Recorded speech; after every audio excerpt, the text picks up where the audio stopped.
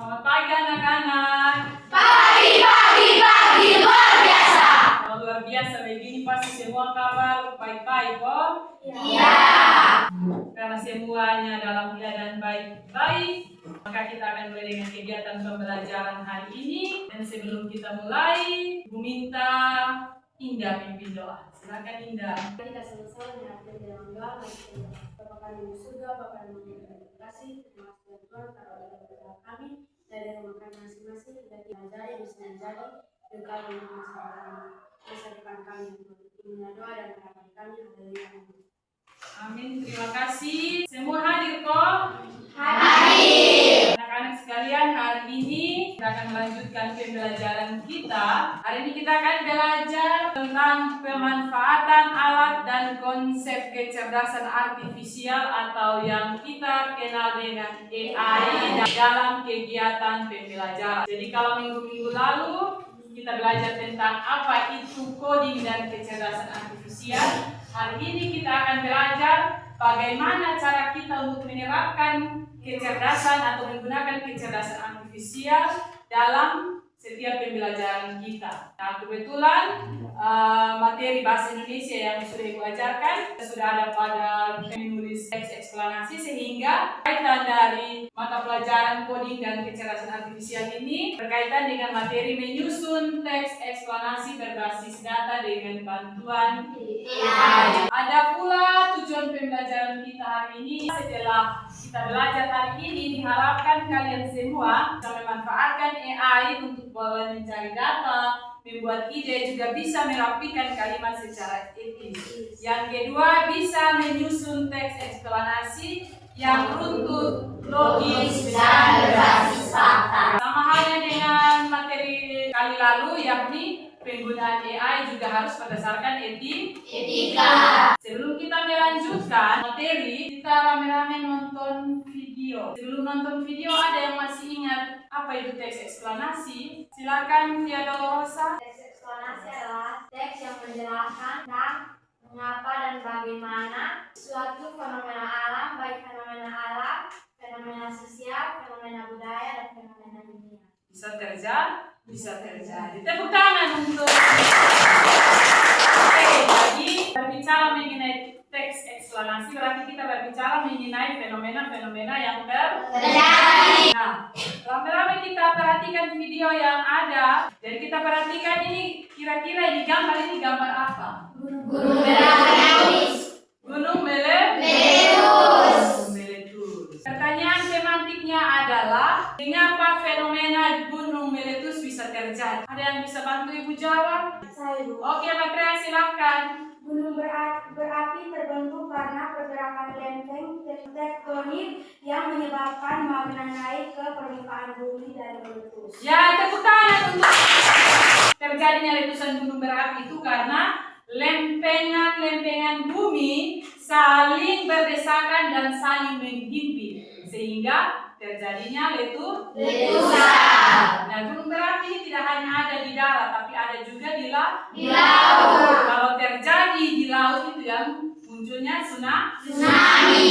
Kita lanjut, Ibu sedikit mengingatkan tentang materi teks eksplanasi. Teks eksplanasi bertujuan memberitahukan informasi dan pengetahuan kepada pembaca tentang Bagaimana suatu fenomena terjadi. Jadi kalau misalnya kita hendak menulis tentang tsunami tadi, berarti kita harus menjelaskan kepada pembaca proses terjadinya tsunami. Jadi teks eksplanasi ini juga berbasis fakta dan data. Tanpa fakta dan data, kita tidak bisa menulis teks eksplanasi. Yang berikut ciri-ciri teks eksplanasi. Yang pertama, menjelaskan fenomena alam. Yang kedua, Bersifat informatif dan objektif. Ya, yang ketiga, Strukturnya sistematis. yang keempat, Menggunakan kata-kata dan kalimat yang jelas. bersifat informatif. Artinya, teks eksplanasi harus berisi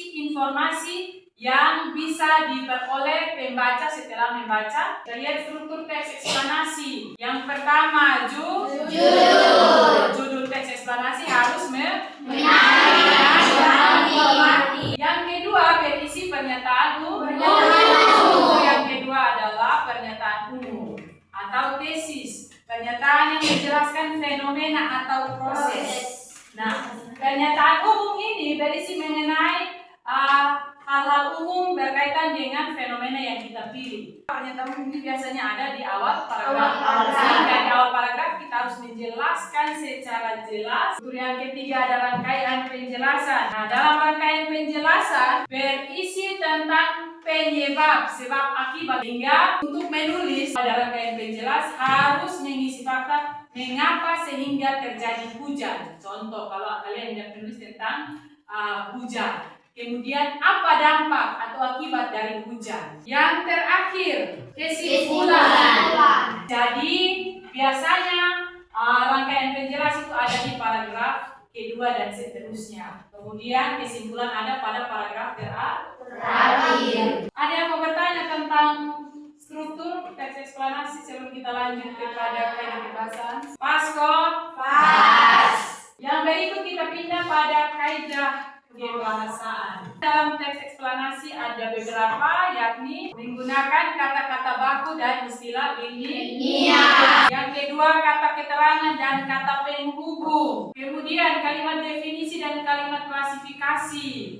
Dan yang terakhir konjungsi, kausalitas dan kronologi. Langkah-langkah menulis teks eksplanasi. Ini menjadi fokus utama kita hari ini, yakni menulis teks eksplanasi dengan bantuan dan langkah yang pertama yaitu menentukan topik dan tujuan. Yang harus kita lakukan adalah itu menentukan topik dan tujuan. Pilih topik atau fenomena alam bisa, sosial bisa. Misalnya tujuan kita adalah untuk mengedukasi pembaca. Yang kedua, langkah-langkah kedua yaitu mengumpulkan informasi atau data.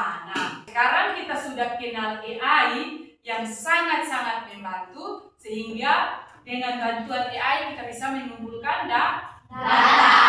Yang berikut observasi peristiwa. Yang ketiga buat kerangka teks. Kerangka teks ini berdasarkan struktur.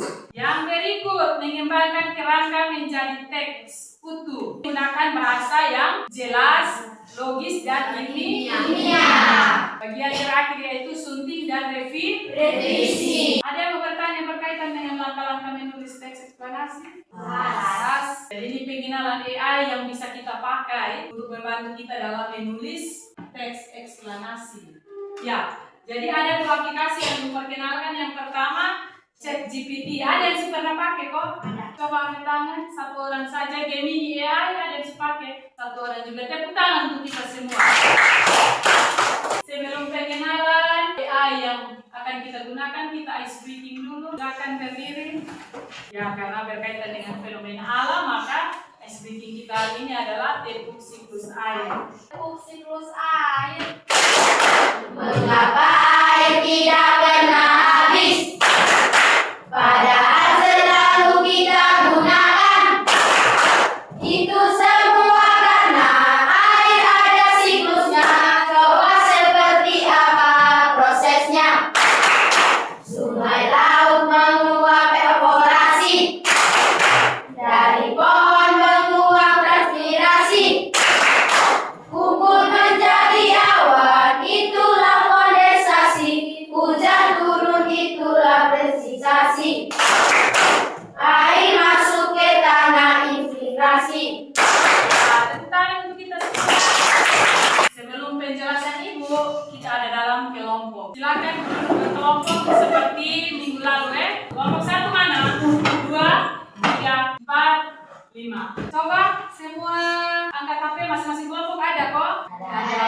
Kelompok satu ada. Sebelum penjelasan ibu, nantinya dalam kelompok kalian akan menggunakan dua aplikasi AI, ChatGPT maupun Gemini AI, untuk bisa menyusun teks eksplanasi berbasis fakta dan data. Nah, apa itu ChatGPT?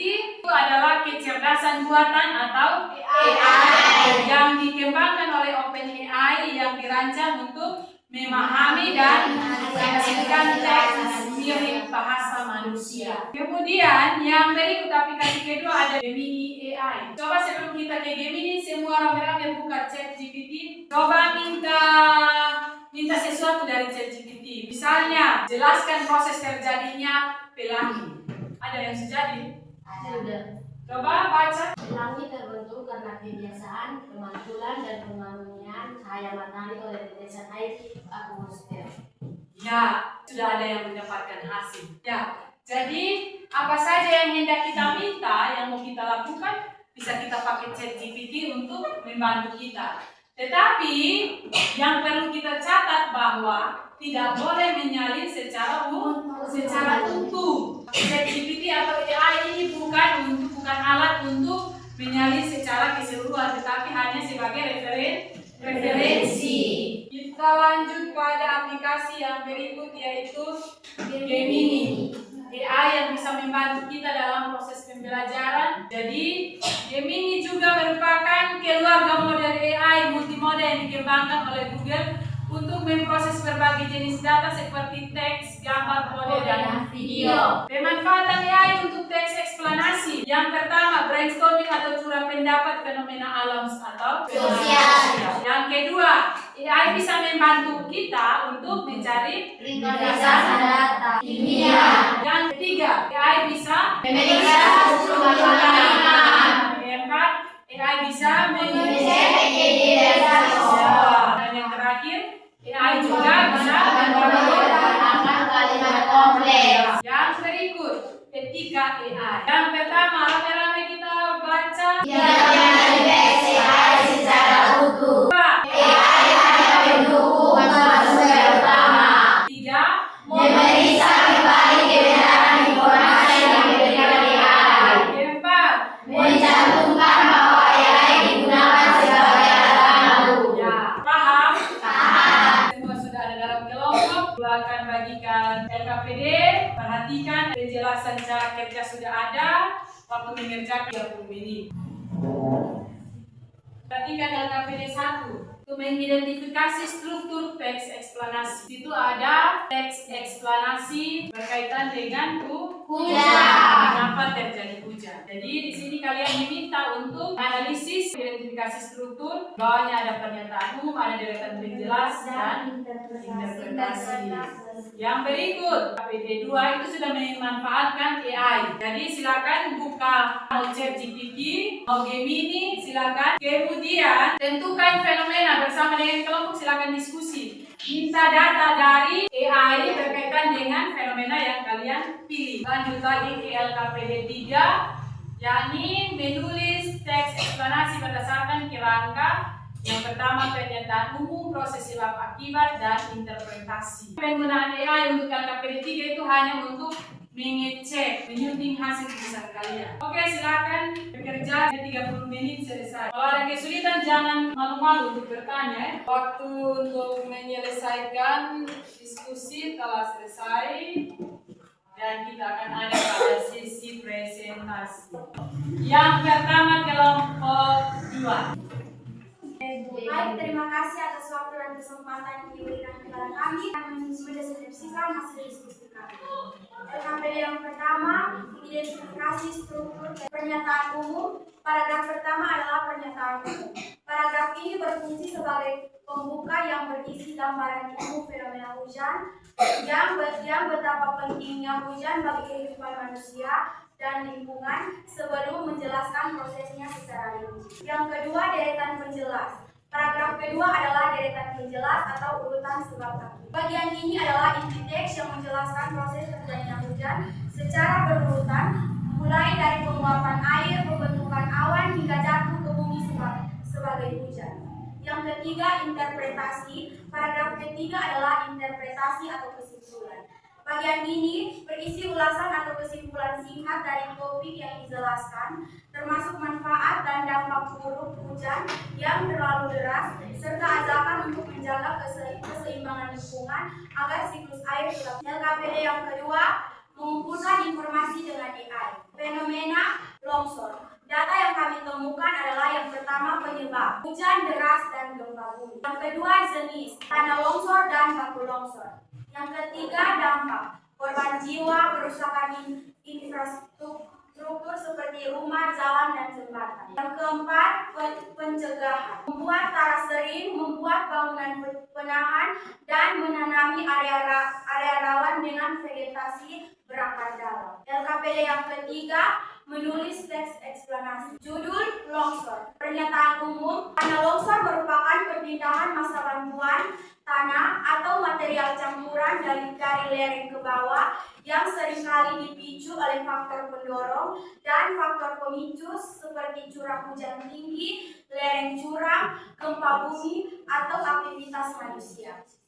Yang kedua, proses sebab akibat. Paragraf yang pertama, proses terjadinya longsor diawali dengan peningkatan beban tanah dan melemahnya daya ikat antar material penyusun lereng. Curah hujan yang tinggi menyebabkan air meresap ke dalam tanah. Masuknya air ke dalam tanah membuat tanah menjadi jenuh, air yang menambah bobotnya. Jika air meresap hingga mencapai lapisan kedap air di bawahnya, lapisan tanah yang lebih atas akan menjadi licin. Kondisi yang licin ini akan membuat bagian atas tanah kehilangan kestabilan dan mulai bergerak turun mengikuti arah lereng. Paragraf yang kedua, tanah longsor disebabkan oleh gaya pendorong yang lebih besar dari gaya penahan pemicu oleh faktor alam seperti hujan deras, gempa bumi, dan aktivitas gunung berapi, serta faktor manusia seperti pemungulan hutan dan pembangunan di lereng curam. Paragraf yang ketiga, akibat terjadinya longsor meliputi kerugian nyawa, kerusakan infrastruktur seperti jalan, jembatan, bangunan, dan lain-lain. Kerusakan lingkungan seperti lahan, pertanian, ekosistem, vegetasi, gangguan mata pencaharian, serta terputusnya akses dan pasokan lintas seperti listrik dan air bersih. Yang terakhir, interpretasi. Tanah longsor dapat terjadi karena proses alam ataupun karena dampak kecerobohan manusia. Demikian presentasi dari kami. Jika ada kesalahan mohon dibicarakan baik-baik, jangan malah pergi mencari yang lebih baik. Ada yang mau bertanya? Ada? Oke, semua pasien. Keempat tuh penulisan teks eksplanasi ini sangat rumit. Baik itu dari pernyataan umum maupun deretan terjelas, juga interpretasi itu sudah dijelaskan secara sistematis sehingga kita tidak membuat kita yang mendengar menjadi bingung. Oh, ini teks ini kira-kira berbicara tentang apa? Seperti itu ya. Sekali lagi kita tepuk tangan untuk kelompok yang oh iya dulu Pak. Tadi pakai ChatGPT atau Gemini? Gemini. Oke, tepuk tangan. Kelompok ini Gemini. Selanjutnya kelompoknya Yuni, kelompok 5. Silakan maju. Terima kasih atas waktu dan kesempatan yang kami peroleh. Kami dari kelompok 5 ingin mempresentasikan hasil kerja kami. LKPD 1, mengapa terjadinya hujan, suatu kondisi di mana daratan tergenang oleh air dalam jumlah yang sangat besar. Yang kedua, deretan penjelas, hujan deras meluapnya sungai. Yang ketiga, interpretasi banjir, peristiwa alam dan pula manusia yang menyebabkan luapnya air yang besar menimbulkan dampak negatif seperti kerusakan dan kerugian. KPD 2, gunakan AI ini untuk mencari data atau fakta tentang fenomena banjir. Data yang ditemukan dalam fenomena banjir sangat beragam dan esensial. LKPD 3, dampak banjir. Yang pertama, akibat banjir meliputi kerusakan, terganggunya aktivitas serta dampak sosial. Ini menyebabkan kerusakan pada infrastruktur seperti rumah, jalan, dan jembatan. Terima kasih atas waktu yang kami peroleh. Jika ada yang kurang, kami minta diperbaiki. Oke, tepuk tangan untuk kelompok 5 yang menjadi catatan penting ada pada LKPD 2. Banjir, coba data yang ditemukan diulangi mana? Coba Mami baca. Data yang ditemukan dalam fenomena banjir sangat beragam dan sangat beragam. Artinya, ketika Anda masuk ke ChatGPT, pakai ChatGPT atau Gemini? Pakai Gemini. Ketika Anda mencari kemudian muncul pernyataan begitu, Anda harus mencari lebih detail lagi. Sehingga Anda bisa menemukan data-data penting terjadinya banjir. Seperti kelompok 4 tadi. Oke, nanti bisa diperbaiki ya. Ya, tepuk tangan untuk kelompok. Selanjutnya, kelompok 3. Terima kasih atas waktu dan kesempatan yang kami peroleh. Kami akan mempresentasikan hasil kerja saya dengan judul mengapa terjadi hujan. Struktur yang pertama pertama yaitu pernyataan hujan adalah peristiwa turunnya air dari langit yang terjadi karena penguapan dan pembentukan. Yang kedua yaitu deretan penjelas. Proses terjadi hujan ketika air menguap karena panas matahari. Air naik ke langit lalu berubah menjadi awan. Titik air dalam awan semakin berat sehingga bisa jatuh sebagai hujan. Yang ketiga, interpretasi. Hujan sangat penting karena menyediakan air bagi manusia, hewan, dan tumbuhan. Berikut LKPD kedua mengumpulkan informasi dengan air. Fenomena yang kami pilih yaitu fenomena sosial tentang ketimpangan dan kemiskinan. Data yang ditemukan yaitu ketimpangan terjadi karena perbedaan pendapat dan kesempatan serta pendidikan. Penyebabnya yaitu kurangnya pekerjaan, pendidikan rendah, dan pembangunan tidak merata. Dampaknya yaitu kesulitan hidup, solusinya yaitu pemerataan pembangunan, bantuan pemerintah, dan peningkatan pendidikan. LKPD ketiga yaitu menulis teks eksplanasi. Judul yang kami pilih yaitu ketimpangan dan kemiskinan. Pertama, pernyataan umum. Ketimpangan dan kemiskinan adalah masalah sosial yang terjadi ketika sebagian orang hidup berkecukupan, sementara sebagian lainnya kesulitan memenuhi kebutuhan. Yang kedua, menjelaskan proses atau sebab akibat yang terdiri atas 3 paragraf. Paragraf yang pertama, ketimpangan terjadi karena kesempatan pendidikan dan pekerjaan tidak merata. Ada orang yang mudah mendapat penghasilan, sementara yang lain tidak. Paragraf yang kedua, kemiskinan muncul ketika seseorang tidak memiliki cukup penghasilan untuk memenuhi kebutuhan hidup. Terakhir, interpretasi.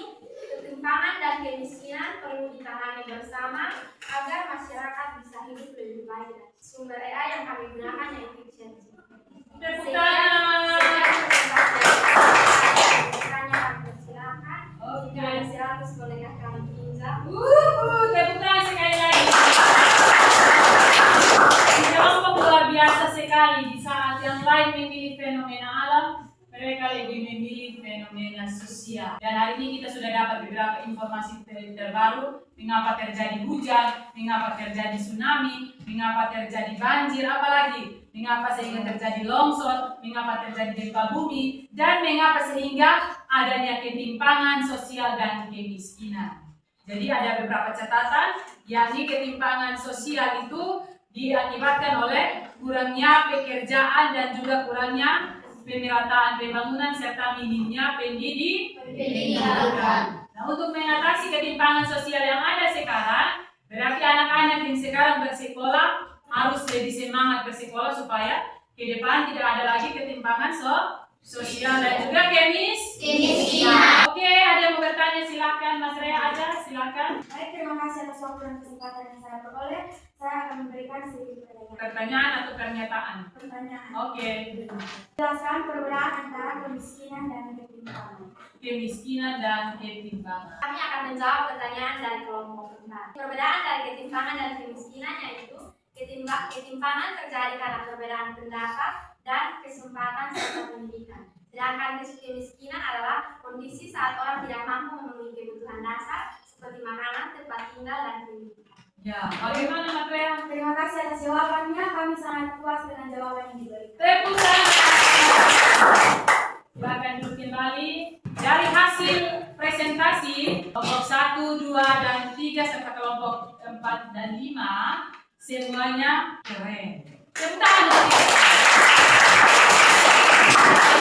Nah, untuk LKPD 1 dari kesimpulannya adalah bagian pernyataan umum untuk LKPD 1 dengan teks eksplanasi berjudul mengapa terjadi hujan ada pada paragraf pertama. Paragraf pertama menjelaskan pengertian umum tentang hujan dan juga pentingnya hujan bagi kehidupan manusia. Pada paragraf kedua disebut deretan penjelas. Di proses terjadinya hujan itu dimulai dari penguapan, kondensasi, pembentukan awan hingga turunnya hujan.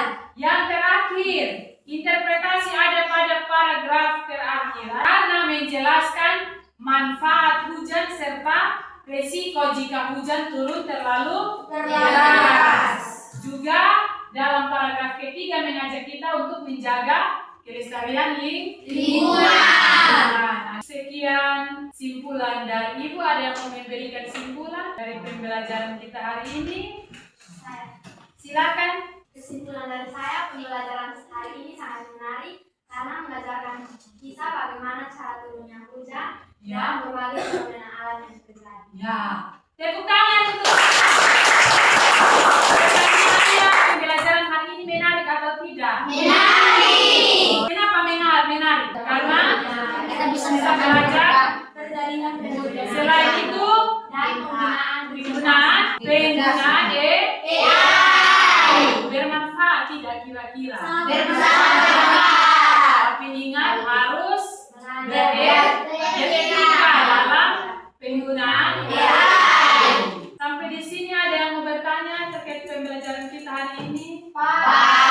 Kalau pembelajaran hari ini sudah pas, Ibu mau kasih satu tantangan bagi kalian untuk pertemuan berikutnya. Ibu tantang kalian buat konten terkait dengan hasil diskusi kalian hari ini, lalu posting di media sosial TikTok. Bisa tidak? Bisa, anak-anak Gen Z sekarang harus bisa bersosial media.